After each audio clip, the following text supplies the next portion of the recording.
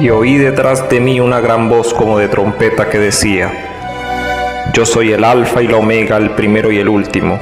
Escribe en un libro lo que ves y envíalo a las 7 iglesias que están en Asia: a Éfeso, Esmirna, Pérgamo, Tiatira, Sardis, Filadelfia y Laodicea. Historia del remanente fiel. Al que venciere. Hola, soy el pastor John Alexander Pérez. Quiero compartir contigo la historia del remanente fiel. El segundo remanente que aparece descrito en Apocalipsis capítulo 2 y capítulo 3 es el remanente que quedó de la iglesia de Esmirna. Con este remanente empezamos el tercer periodo de la iglesia cristiana, que se llama Pérgamo. Allí vamos nosotros a encontrar que ahora el Señor Jesucristo se dirige a la iglesia con estas palabras: el que tiene la espada aguda de 2 filos dice esto. De esta manera, el Señor Jesucristo le está diciendo a la iglesia que Él tiene el control de todas las cosas. La espada de 2 filos es también la descripción de la palabra del Señor. Y a través de la palabra del Señor se escudriña el corazón. A través de la palabra del Señor se penetra hasta lo más profundo del ser. Y el Señor ahora se presenta como el que tiene esa palabra, el que puede escudriñar el corazón, los pensamientos, los sentimientos de la iglesia. Y se le dice a la iglesia en este periodo: yo conozco tus obras y dónde moras, donde está el trono de Satanás. Pero retienes mi nombre y no has negado mi fe, ni aun en los días en que Antipas, mi testigo fiel, fue muerto entre vosotros, donde mora Satanás. Es así que se presenta la situación de la iglesia. Está en un lugar no deseable, donde está el trono de Satanás, pero se elogia a la iglesia por su fidelidad. La iglesia de Pérgamo es entonces ese periodo que va desde el año 313 hasta el año 538 después de Cristo. La palabra Pérgamo significa altura o elevación. Pérgamo se caracteriza por el éxito y la gloria. A los cristianos ya no se les persigue. La época de los mártires ha pasado. Son tiempos de prosperidad para los creyentes. En el año 311, el emperador Constantino se convierte al cristianismo, lo cual favorece al final de la intolerancia religiosa, cuando en el año 313 se firma el Edicto de Milán. Y este edicto presentaba las siguientes líneas: nosotros, los Augustos Constantino y Licino, hemos juzgado dar a los cristianos lo mismo que a todos los demás, la libre facultad de profesar la religión que cada uno quisiere. Hemos creído que a nadie, absolutamente, debíamos negar la facultad de seguir las creencias de los cristianos o aquellas que la religión que les pareciera más conveniente para sí, en honor de la cual concedemos la libertad religiosa. A esto se le conoce como el Edicto de Tolerancia de Milán, firmado en el año 313 después de Cristo. Ahora, después de que los cristianos dejan de ser perseguidos por el imperio, empieza entonces ese periodo de paz de la iglesia cristiana, pero es allí donde ahora se introducen los cambios de las verdades esenciales de las Sagradas Escrituras. Satanás, sin poder destruir la iglesia desde afuera, se introduce en ella. Leemos en Apocalipsis capítulo 2, verso 14, cómo se describe la apostasía en este periodo de la iglesia.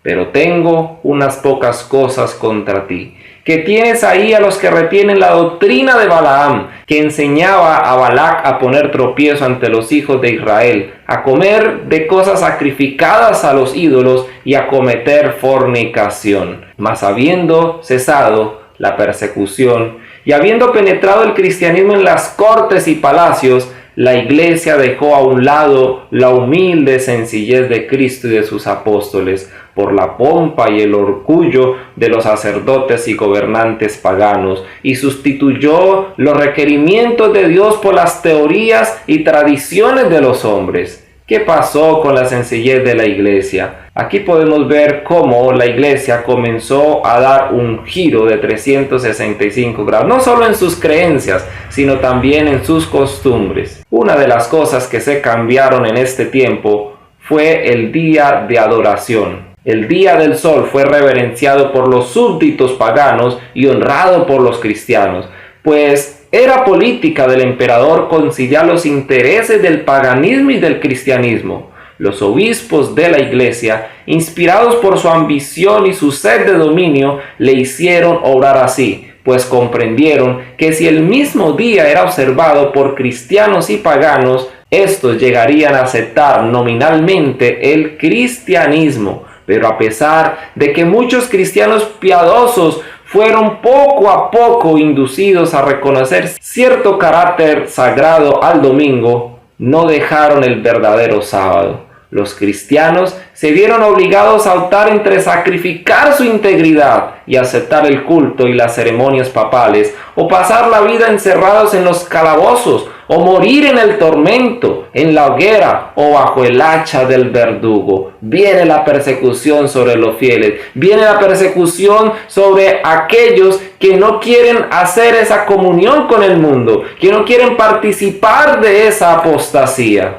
Es así que la iglesia en el periodo de Pérgamo cae de la plataforma de la verdad y se convierte ahora en una hija de Babilonia, que es la que reina en el camino del error.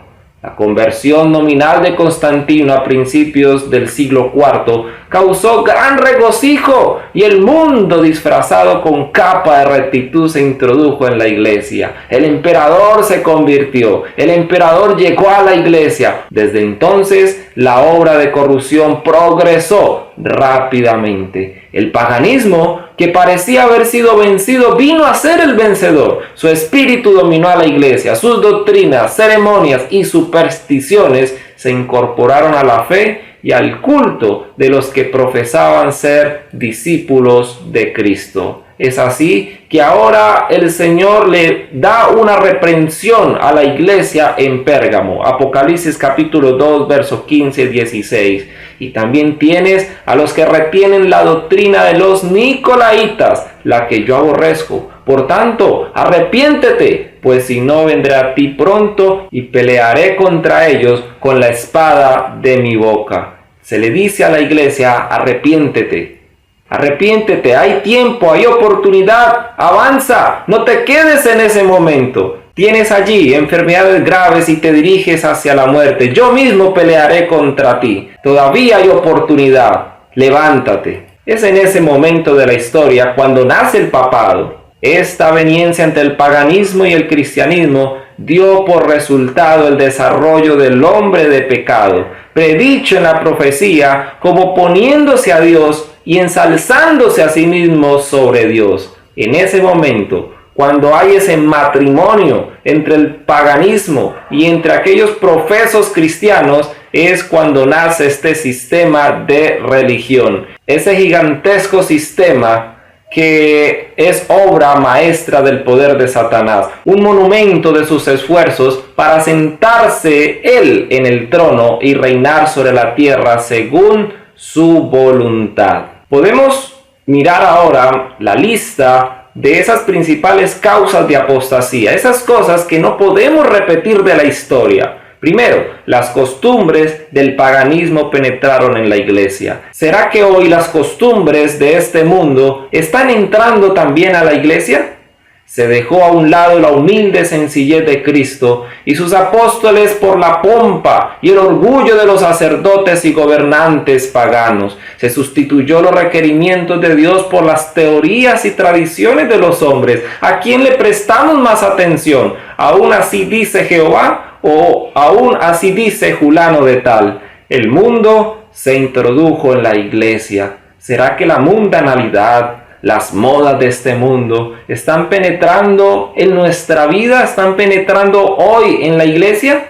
Ahora, las doctrinas y ceremonias y supersticiones del paganismo se incorporaron a la fe y al culto de los que profesaban ser discípulos de Cristo. Hemos de tener mucho cuidado que estas cosas no se repitan hoy en la historia de la iglesia, porque iremos siguiendo los pasos de Pérgamo hacia la apostasía. Pero en medio de todo queda un remanente. Al que venciere, daré a comer del maná escondido y le daré una piedrecita blanca y en la piedrecita escrito un nombre nuevo, el cual ninguno conoce sino aquel que lo recibe. Al que venciere, al remanente, se le envía estas interesantes promesas. Ahora la iglesia ha caído, pero el Señor siempre sostendrá sobre la plataforma de la verdad un remanente, y es así que los fieles que lucharon hasta el final, que fueron perseguidos, que se sostuvieron firmes en la fe pura, entregada una vez por los apóstoles, permanecieron sobre la plataforma de la verdad,